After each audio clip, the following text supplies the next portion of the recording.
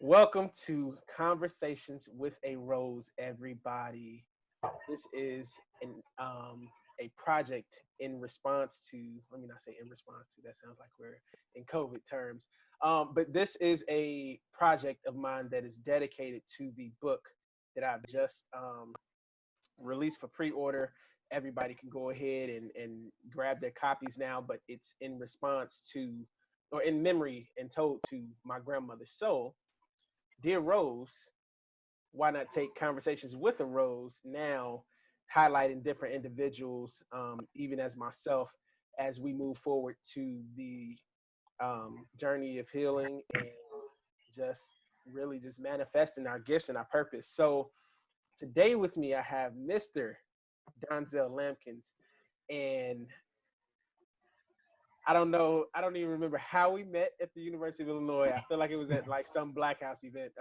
Let me be more official with it. The Bruce D. Nesbitt African American Cultural Center. And man, I mean, I just know so many people, but we met like one time, and who would have thought that um, not only would he be contributing to these discussions now, but the fact that just the similarities and certain stories that we've shared amongst each other. We're both God fearing, God purpose men. He's married. I'm about to be married. He has a kid. We ain't there yet. We gonna get there in about 3 4 years. But just to really, I really believe in divine order and divine connections, and the fact that God has reconnected us, even after my tenure at the University of Illinois um, came to a close 3 years ago now. Um, Man, it's just an honor and a privilege. So, Donzell, if you want to go ahead and just talk about, everything that you do and any projects that you're working on right now, and then we'll jump into today's discussion. Perfect. Well, I appreciate that intro, Matt.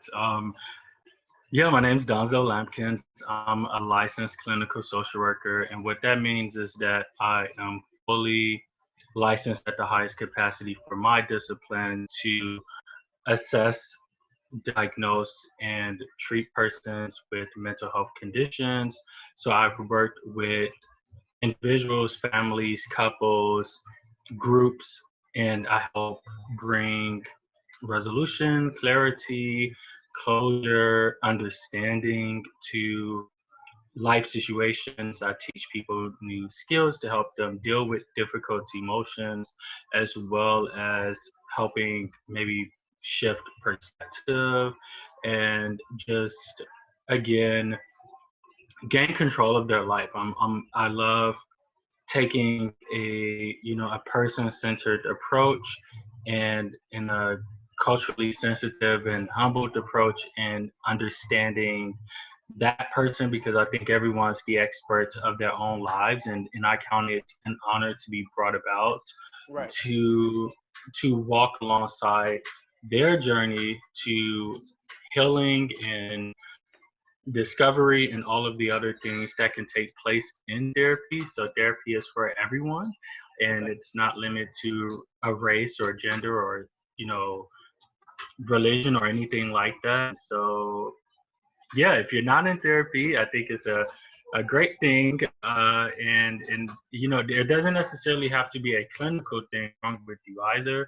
It could really just like I know when I went, my first time going was for uh, to pursue a higher paying job within my career, and after that, after that therapy I successfully transitioned into a role that I was happier doing, and I received a 15K pay increase. So Wow. it can definitely help you in your productivity and your and staying focused on your goals and things of that nature. Man, that's awesome, man. Is that oh man, I'm missing it. You have a baby boy, right?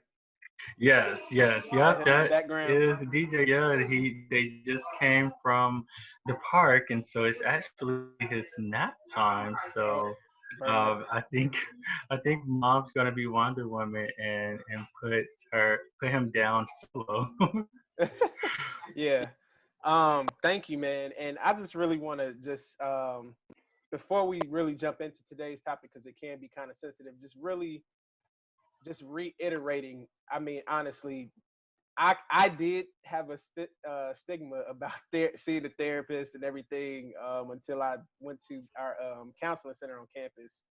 Hmm. And I'll just say for me, it was like just it was a comfortable, safe space, just for me to even just release stuff off of my mental, Yeah. um, whether it be with advice, without advice, Hmm. but just for me to know that I don't have anybody that's judging me Yep. or judging my situation. Honestly, it's not that many people that you can talk to, and the fact that there are laws and everything in place so that none of my information really even transfers out of that room. Hmm. So yeah, if Hmm. you could just really talk about that, because I feel like for um, black and brown people, I don't know, it's just like something with us. As Yeah. soon as we hit a word therapy, it's like Yeah. yeah. So if you could just kind of really reiterate and elaborate just a little bit more on the importance of the therapy, specifically for the black and colored homes, um, Hmm. because of the certain dysfunctions you know, that you may have seen, that I've dealt with, that you may be dealt with, you know. So if you could just kind of reiterate on that, and then we're going to dive straight into the topic. So yeah, I mean I think you honestly summed it up perfectly because Okay. I probably should have mentioned that at the beginning. So counseling is it can either be for a nominal fee or free of charge depending on the financial situation Okay. there, but it's, as you mentioned, confidential, meaning that what's said in that room is between you and your therapist, and it cannot So be my shared mama with can't just any. come ask, oh, what did he talk about? No, nope. I mean, we can't even confirm that you're in therapy Wow. unless you sign a release of information. Wow. And even if you sign a release of information, you can avoid it anytime. But it's confidential, and I love the words you use, safe, Mm, non-judgmental, because we're operating under your values, your culture, things that you identify with, and views as not uh, an issue or a concern. And so right. we really take your values into consideration. And so yeah, again, it's safe, it's non-judgmental, it's compassionate, and so you get to, it's different from a friend or a loved one because they're coming from this place of trying to fix it, and really I'm there to just listen Right. and make sure I'm understanding you correctly, making sure you're understanding the situation correctly, and then Hmm. we are collaborating to see how do we want to proceed from here. Right. Man, I What love that are approach. our options? Yeah. Yeah, no, it's definitely a collaboration, and it's something that you know really the client isn't takes lead. So when a client comes in, it's like, okay, I know we have this treatment plan and we're working towards this, that, and the third, but is there anything that recently happened that's more immediate that you need to process today? Right. And and I think it's just again an honor and privilege. So again, I love the words. It's safe, it's non-judgmental, it's confidential, and I want to talk about the affordability piece. I mean, if you are gainfully employed, you may have an EAP program, which is an Okay. employee assistance program where your employer will pay for a certain amount of sessions Okay. with the therapist who is EAP certified. And then if you want to continue, you can use your insurance, and your insurance operates similarly to your medical visits. So Okay. typically you pay a copay when you visit the physician or advanced provider Hmm. non for non-preventative care. Right. And like my copay is $20. So Okay. if I see a therapist, then I would pay $20 Right. if they accept my insurance. And so there's a lot of great resources out there, especially for uh, black and brown folks. And so two directories I'll mention is Therapy for Black Girls, Okay. and that is an online directory, and it's by a clinical psychologist that's black, based in Atlanta. But her directory covers it shows you therapists of color from you know every state, and so Right. you can break it down by state and city and That's see awesome, man. who's near you, and then from there, and then there's also I think it's called Therapy for Black Men, Hmm.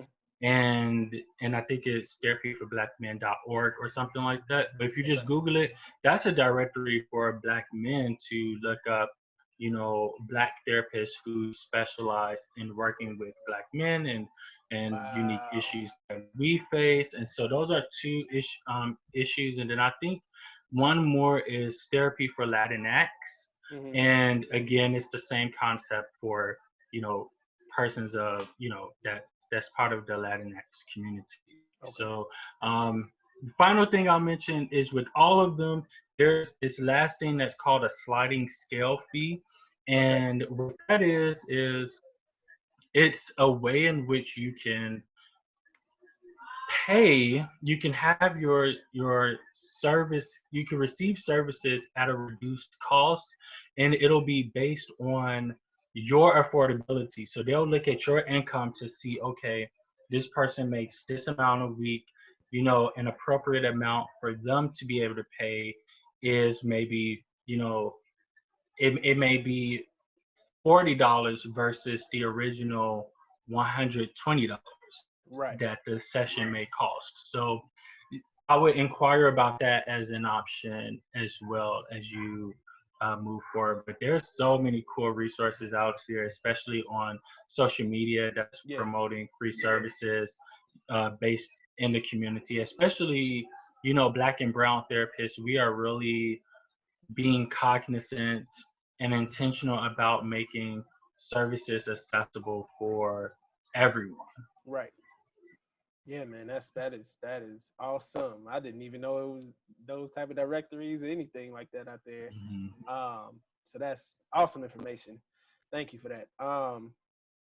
So let's dive into the topic. So we're really going to be talking about how in the home, the family priority, the message and the communication amongst its members, and how does that family unit function through those when everybody has a lens of trauma from daddy not being home or daddy not Mhm. being present, not daddy not being active.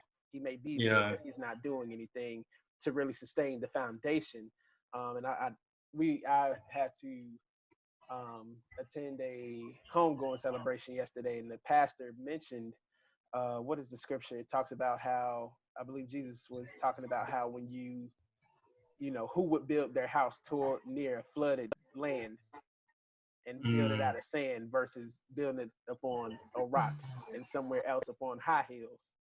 Right. I just really love that. So just really talking about how when daddy leaves or mentally leaves, physically leaves, however, Mhm. how does that affect just a generation of mother, son, daughter Mhm. in the home as they try to move forward with different goals that they have and life's purpose. Yeah. Yeah. And without, like I said, I always reference, without having that other pillar there, now Right. it's traumatic. The mother has trauma Right. from having to, I believe that women, they're not built to bear what we can bear. Mhm. Not saying that is in a demeaning way, but just saying that we all have our design and structured roles to play. Um, Yeah, and I mean, and really the woman being forced to fulfill both the roles, a role Mm-hmm. that was never meant for her to fulfill, that so many women are rising to the occasion to fulfill. Right. And Yeah, for sure. So I think to begin, we all as we develop, we all go through developmental stages, mm-hmm. if and we have needs at each one of those stages, Right. and those needs being met can really determine the impact and the success of what's called our attachment. And so when there's a typically when you're a child, there are needs that needs to be fulfilled by your caregiver, typically your mother and your father, to help you feel secure. If those needs aren't met, you have what's called an unsecure attachment. And there are many types of unsecure attachments or insecure attachments that can negatively impact your interpersonal relationships as a child, adolescent, and adult. Mm. And so that's the first thing. And the other thing is what's called uh, trauma bonding. Okay. So since we are, we've experienced that trauma Mm-hmm. of having,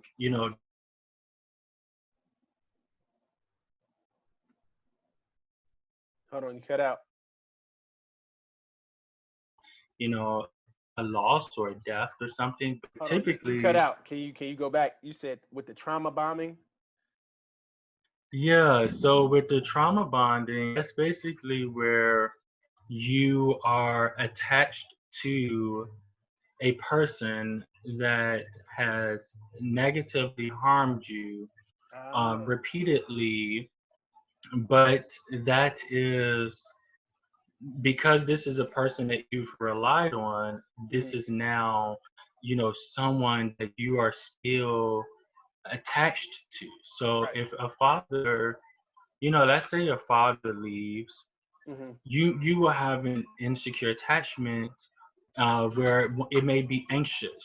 Right. Most people experience an anxious attachment, which means that you would do whatever it takes to keep that person around, no matter Mm-hmm. how good or bad they Wow. are, to receive those needs that's met. And so with trauma bonding, it's typically you're connecting with someone that has harmed you, Man.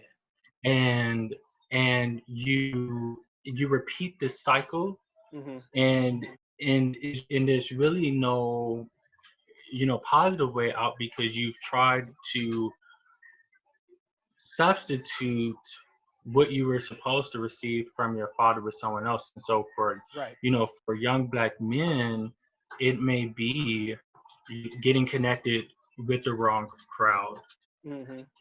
and with young women it may be connecting with a guy who has similar traits as their father who Mm-hmm. left, or maybe they Right. witnessed abuse in the home, and so that's their norm, and so Right. that's what they are, you know that's their understanding of love.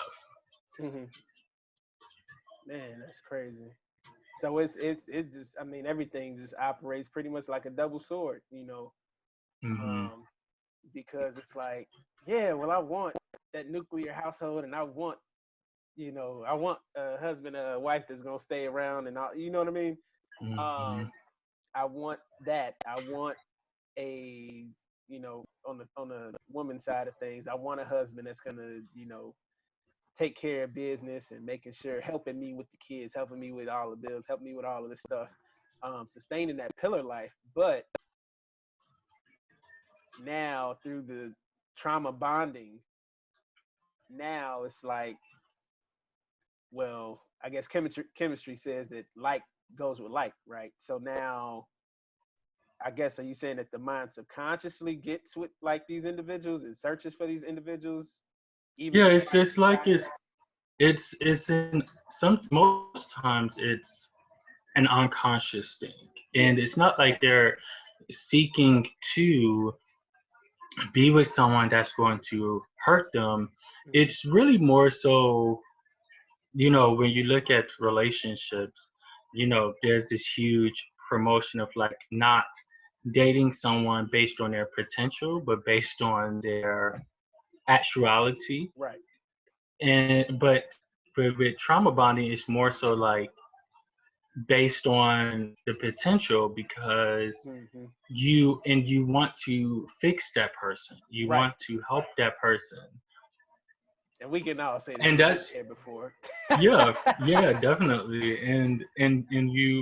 And that's from wanting to fix your father, Right. replace and Wow. do couldn't do with your father. So it's like, okay, well, I can do this with this person. They're Right. here, they've expressed interest, so Hmm. I'm going to do everything in my power to keep them. I'm not going No, to no lose matter them. how bad or good it gets.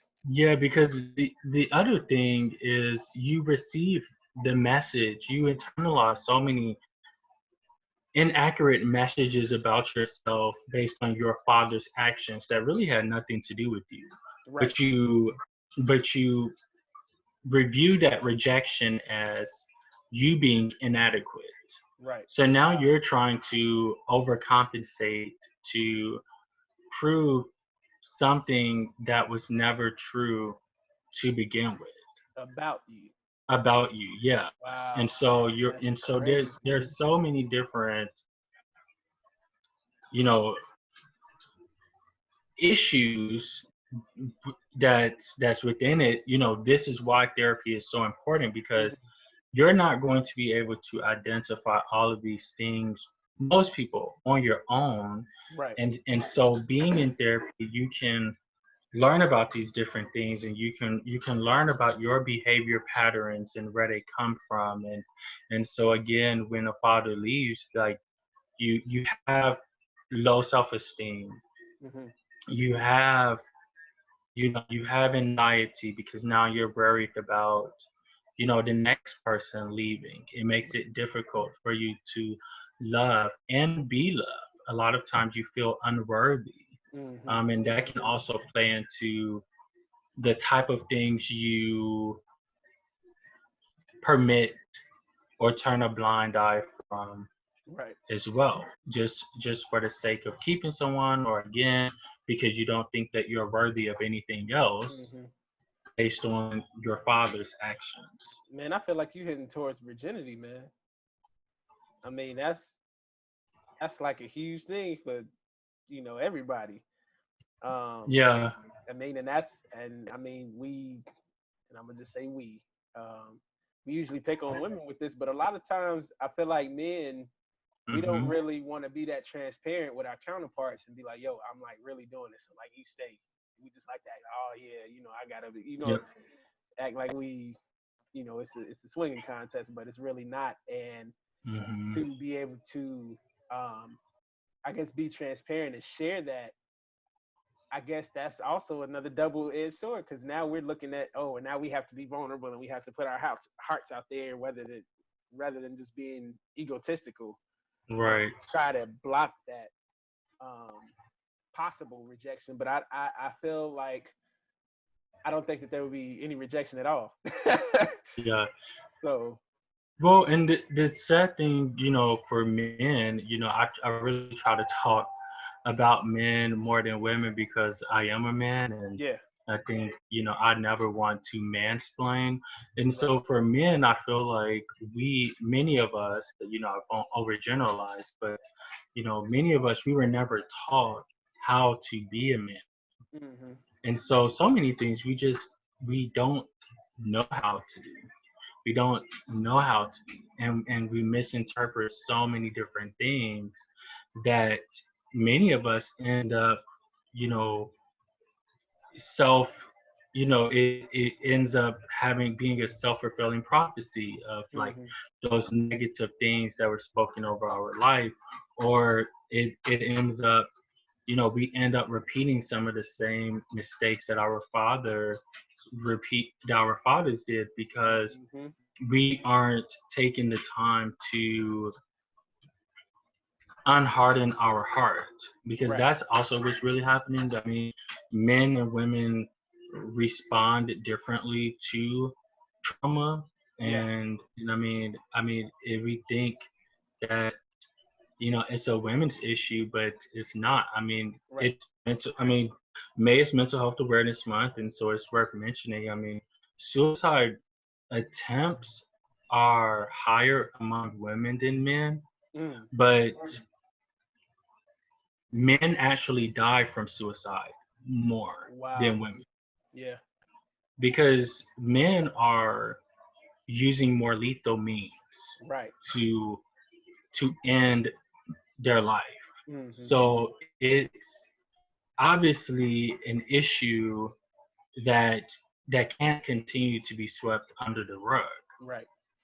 And I mean, I firmly believe that, man. I feel that um I just know a lot of brothers, man. I know the good and the bad. I know everything in between. Um, and it really hurts me that I know that some of my friends and peers are crying out for help, but they can't even. They don't want to be that transparent. They don't want to be open. They don't want to Yeah, be. I mean, I'll even start sharing certain things, and they'll just dismiss it. Like, so it's yeah, just crazy how all of this. And I mean, we're talking years of sustained trauma and everything, and how that is yeah, really coming around, yeah, wrapping in the mind. And I mean, I look up and it's too late. I mean, I know some brothers who ate themselves to the grave. My homie was 20 years old and had suffered from a heart attack. wow. I mean, And so it's and subtle and it's lethal. yeah, and so many men are, their emotions are dismissed as young boys. Exactly. When you say things like "man up," Mm-hmm. and you use the P word to describe tears, and you tell someone that's for girls when Mm-hmm. they're being sensitive, Yeah. which we all are. You don't Exactly. just shoot someone for no reason. You don't just shoot someone for someone calling you out of your name for. I mean, I Mm-hmm. would say that's hypersensitive. Right. That's not Right. a man. Like, that's the most extreme form of sensitivity Mm-hmm. and unprocessed trauma, if you ask me. I mean, Yeah. to end I someone's life agree. over a name, like, it hurt you that bad. Mm-hmm. And so but again, so many guys' emotions were dismissed as kids, and so it's not their fault, and so they weren't taught how to seek help.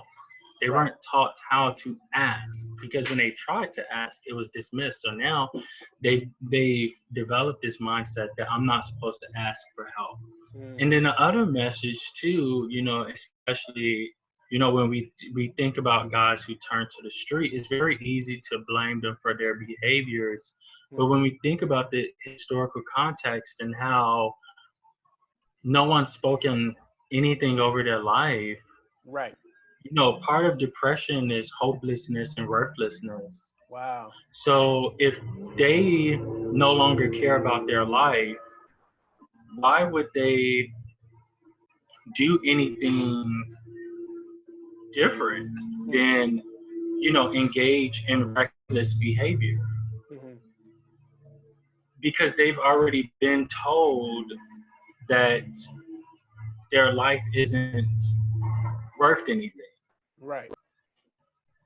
Yeah, man. I mean, I feel like, and I was it's crazy. I'm be honest. I've been praying through this whole thing, and I'm just like, man, this dude is awesome. Um, I so appreciate that. hey, man, it's no problem. Give credit to what credit's due. But my thing, and I, I I kind of reference the fact that uh, I'm trying to keep it together.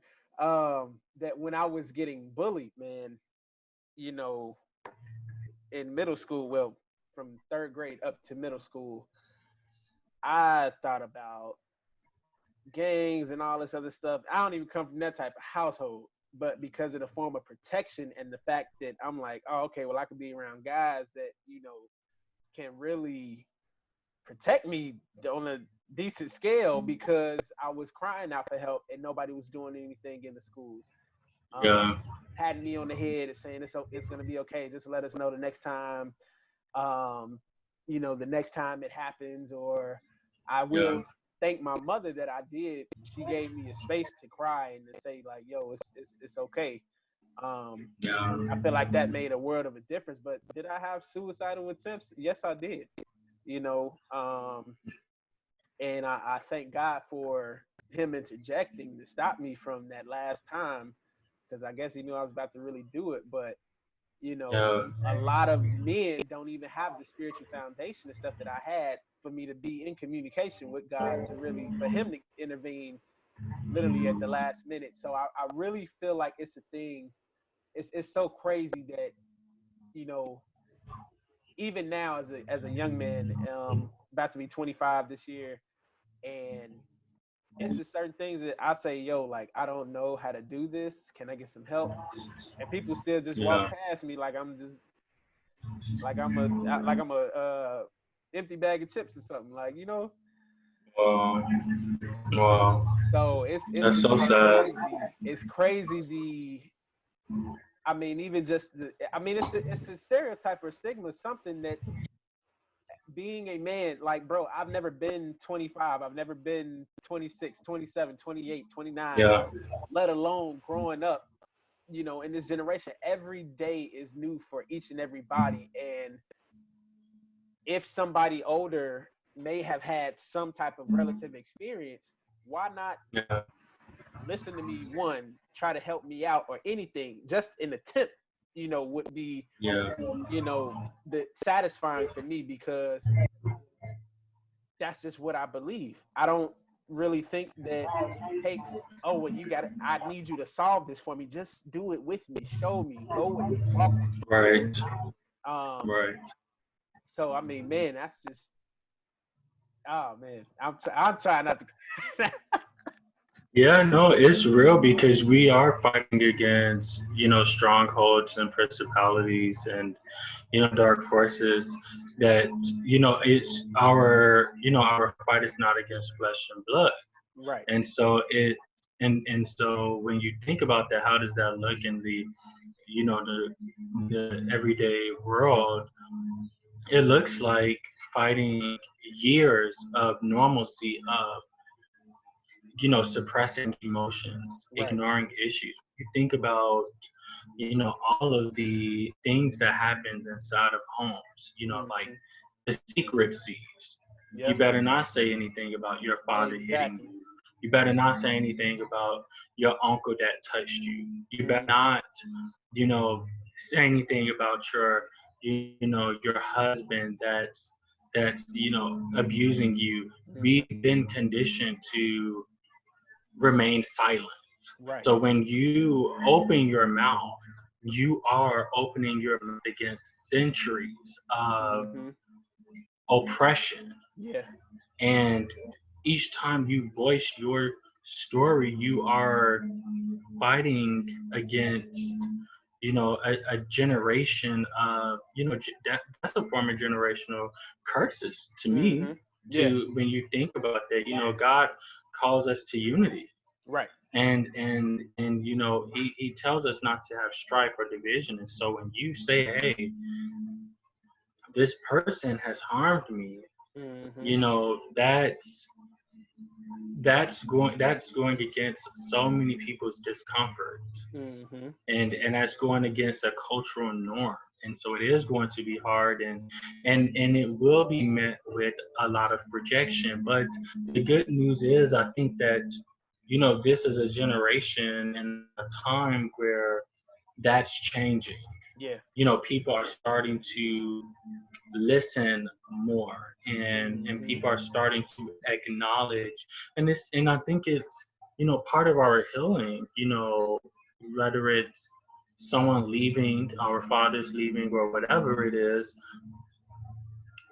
There's so much unlearning that we have to do, and Exactly. there's so much like, there's so much unlearning and relearning. Yep. I mean, I'm be honest, and I mean, I'm done writing the book and everything, but you get the just something that I'm relearning now. You get the little from your mom, yeah, you're handsome, X, Y, and Z. But like I said, I come from a bullying past growing up. Oh, you ugly, you gay because you ain't getting no girls and all this other type of Yeah, stuff. I mean, I even have a problem now. I'm not gonna say problem as much as it used to be. Um, yeah, but it's hard for me to even tell my sister sometimes that she's beautiful because we always used to switch it up and be like, yeah, you ugly when you beautiful. You know, yeah. like Hmm. it's just even receiving compliments, receiving people touching me. Like I can touch somebody on the shoulder and show affection and that I'm vibing with you and Yeah, doing that. But when somebody does it to me, I'm like, hold on, like yep, I yep, don't need you getting that close. yep. Yeah, Yeah, so and I think it's it's so like a whole important. thing of relearning. It's like a new Yeah, classroom, and I'm like, I'm cringing like when you touch like my fiance, like when she touches me on the shoulder, just comes to give me affection when I'm feeling bad. I'm like, yeah, this yeah, is it's discomforting because it's like we're not accustomed to it, and I always try to promote that healing is on a continuum. You oh don't just like our salvation. You don't just arrive at this thing of like I'm done. right, I've done all of the work. mm-hmm. There's nothing that I need to be saved or protected from now. It's a continuum that will remain for as long as you're on this earth. I mean, Right, there's like you said, the touch thing. For me, it's movement. Like mm-hmm. it's you know experience experiencing freedom in a whole new way. Like when I dance, it's like, wow, my body's not even used to moving this way. I didn't even Right, know that I could move this way. Like if I'm dancing or doing yoga, for mm-hmm. instance. As cliche as it sounds, it's not a white thing. It's everyone's thing. Right, But like when I was doing it, it was like, wow, like I never even moved my body in this way before. I never mm-hmm. even felt sensations in this part of my body, and that's restorative. Mm-hmm. And so it's, again, you're gonna always be learning, and you're going to there's always more to receive, and if Right, you feel like it's not, that means it's time to try something different. mm-hmm. It's time to add to your thing. So rather that, for me, I'm always promoting journaling. I don't know what it is. I love writing therapy, but most of the clients I've seen hate writing, and I'm like, look, just try it. Just even if you do a bullet journaling, even Mm-hmm. if you just do some self-talk in a memo Yep, on your phone, like just try it out and see what comes up. See mm-hmm. what what the result is. Yeah, You'll be quite surprised. And I understand everything isn't for everyone. It's just my funny thing about writing. Like I don't think I've ever had a client who was like, yes, let's write. But they try it, and then most of them are like, oh, I think I like this. I went and bought a journal, Don. so mm-hmm. it's so it, there's always more for us to gain, and my hope is that people would just open themselves up to that, to receiving more. Yeah, man. I want to share something with you and the audience really quickly. Just talking about the whole journaling thing and how this generation is we're moving towards our healing and speaking up and speaking out Hmm. more often than not. And I mean, I guess this is kind of the start to Dim Rose right here. So I'm gonna just show the cover really quickly, just so everybody can see it, and then I'll jump to um, the other thing that I was trying to share. So yeah, Wow. so that's the cover. Um, You're I so talented. Let's just take a moment to acknowledge your talent, because, to my understanding, you shot this photo, you in the day. edit this photo, you created the theme for this photo. Yes, sir. That I mean, you're a jack of all trades. Thank That's you, man. a renaissance man among us. Thank you, man. And it's crazy. I'll just kind of talk about the design really quickly, and then we'll go from there. So I'm notorious for not like buying clothes. So like I just bought this little suit thing and the turtleneck off of ASOS, right? So um what was that? Hold on. I'm sorry. Um so I bought that off ASOS and I was like, this just came in the mail. Mm, I'm like, fresh. I just pushed my shoot out to I think it would have been the next week from today. Today Yeah. day 26th. I was like, well, I could just push it out, and then God was like, nah, I'll just do it. Yeah. So I have all of my studio equipment in my house. I usually, if people need photo shoots or whatever, I'll just go to their houses or whatever. Um, Hmm. but man, so the concept is about to come from what I'm about to show you all. But originally, I didn't have "Told in Memory of Rose Daniels" and an inspirational story of grace from a fatherless child. I didn't have that on here, and um, Mm, man, we were looking all over the house for we were looking over the house, we were looking all over at the stores. My fiance went to like 3 stores to find a rose, right? And she just couldn't find anything. So and I mean like Walgreens, CVS, the stores that usually have like real roses. And right. I'm like, baby, where you at? Come on, because we trying to get this done. Like and so my mom says, well, yeah, we should have some fake stuff. She caters and everything, along with my sister's business, with event planning and everything. And so I go in our storage room or whatever, and I'm looking around, and I'm like, all I see is these other white flowers. Of course, I didn't know that that was a carnation. So I looked it up, and my mom was like, yeah, that's a carnation. So I'm like, well, I'll just take a picture. I'll Photoshop in a rose, whatever. And man, when I tell you, I said, God, you funny. Bro, when I looked up what a carnation looked like and what it meant, because Hmm. I've downloaded, I promise you, probably 5 roses, kept trying to Photoshop it in, and Mm, none of them just came out right. So I'm like, well, maybe it's the reason that I'm sticking with this flower. When I looked up the definition, man, it said carnations, specifically white carnations, represent purity, healing, and strength. And wow. when you give it to a woman, it represents luck and blessings. I said, man, I said this is crazy. Like this is like absolutely crazy because that's like the full reason of the book and what readers will find in the book. Um, so I was just like, God, I'm like, you are crazy, like mind blowing crazy. Wow. But so this is. Oh, I'm sorry. I said this in my head. Let me not move on. I really want to shout out my pops. I have y'all have seen the book that I have a lot of people who I call pops and dad. But one of my main mentors, man, I want to call him Doctor, but Elder A. Jeffrey LaValle. A lot of you have probably heard him on, or heard his song rather, from the Kanye West Sunday service, Revelation 19 and 1. Um, but man, we met at U of I back in 2015. And since that moment, man, I mean, from the first moment that we met, I was like, yeah, this is gonna be something real special. And Yeah. just to know that now, over the past 5 or so years, um, just our relationship, man. I go to him. I told him when I was about to propose, and he's like, "Yeah, you ready?" And I'm like, "Yeah, I'm good." Um, I mean, from proposal to, I ain't gonna get too personal, but just growing up as a man and all this other stuff. I just really appreciate him for executing this forward so perfectly. So this is what, and this what I'm about to show you Absolutely. is right. I think I wrote the first page and a half of Dear Rose in August of 2014. So this is what I'm gonna share with you all, um, because this journey started way before August of 2014.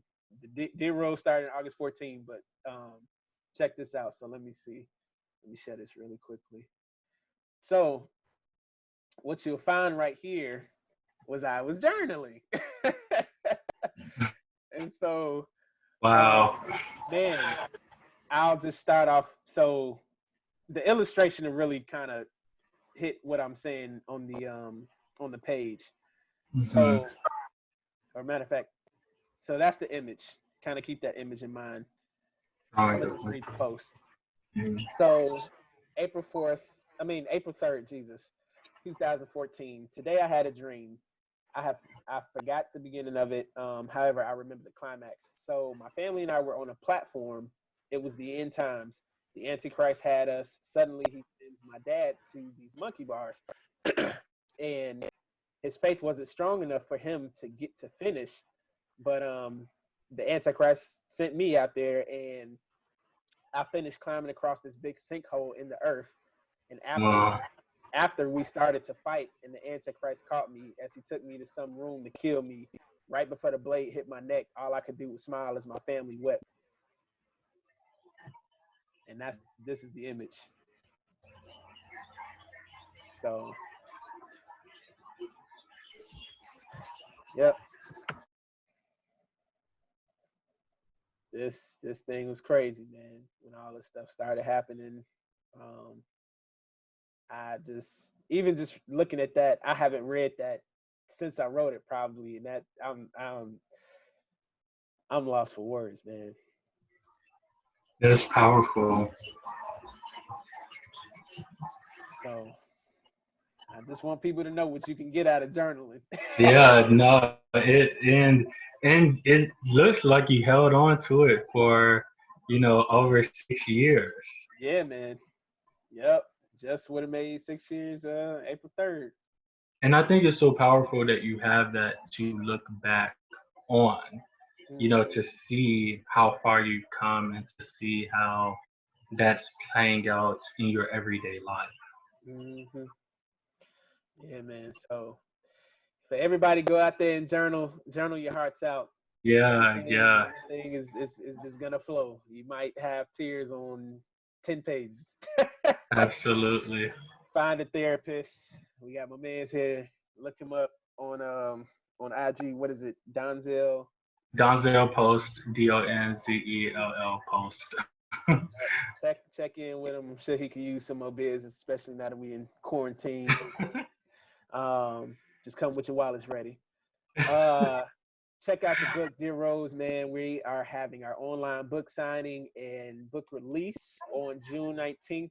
I am gonna keep this for mainly the people who I've reached out to who are in my circle at the moment, and for most of the Chicagoland area. But I am thinking actually about doing a virtual book tour at 2 different cities. Um, we thank God for a divine revelation. So COVID ain't gonna stop me because I got some work to do. I know. Yeah. No, I think it's brought out. I think it's brought us to new heights in terms Oh of yeah. innovation and adaptability and just thinking outside of the box. So I've seen a lot of cool things. I mean, even the virtual tour, like that sounds amazing. Thank you. Connecting with people in different towns and just really expanding because you have you know words that need to be read. Yeah. They really do. Thank you.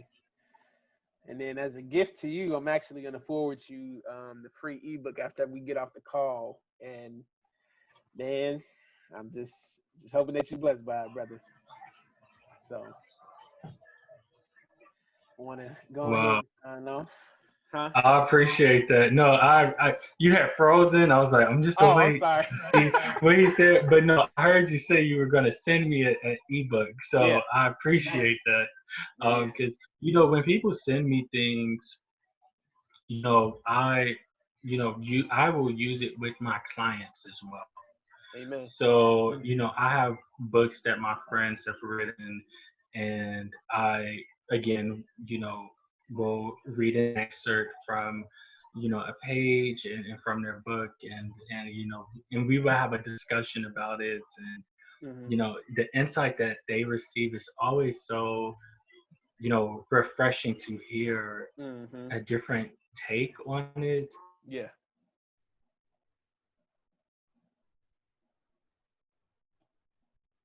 and how You they froze relate. now. Oh, oh. Am I still frozen? No, you good. I can see you. I hear Okay, you. okay, okay. I just was saying, to hear their take and to hear how they apply it to their life and what it Mhm. means for them is so, impactful. And Yeah. so I always love sharing, people whom I connected with, work with, people who I'm working with, and it's therapeutic for everyone. So Hmm. so I'm sure I'll enjoy the book, and I'm sure future clients will enjoy the book as well. Thank you so much, man. So I'm And actually I'll send them your way. Like, if you want to read more of this, okay. hit up Matthew. Definitely, definitely. So yeah, so I'm actually gonna shoot this to you as we speak. So yeah, man, I definitely appreciate you, your time. I know you family and working and all of that stuff messed into one now because you can't go outside and Yeah, work. Definitely appreciate you taking the time out to do this, man. Um, appreciate you having me. Seriously, it was an honor. Thank you. Hey, pleasure's all mine. Cause listen, you are just amazing. So shoot, I might have to get another counseling session in.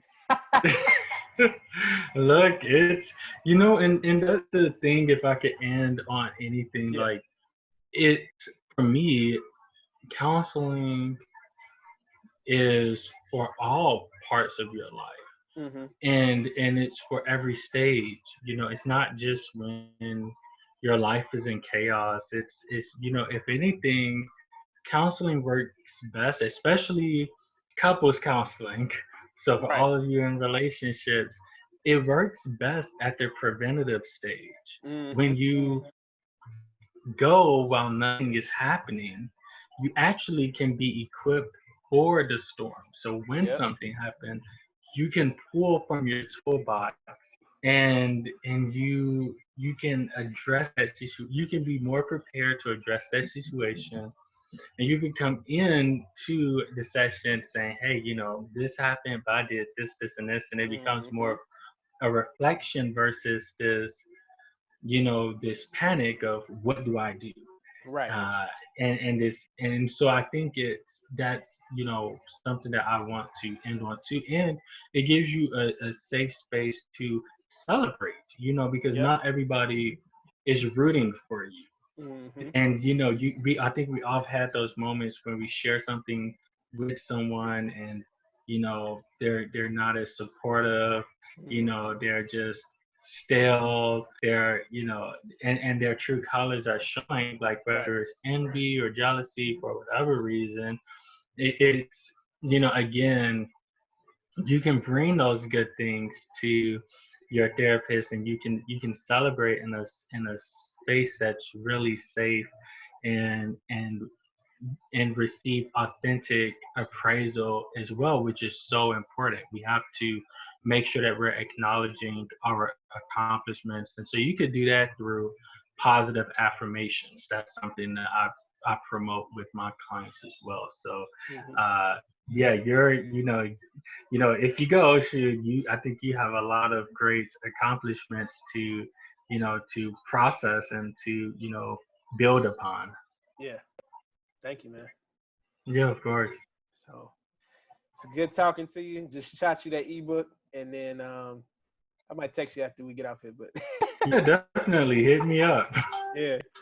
All right, man. Take care.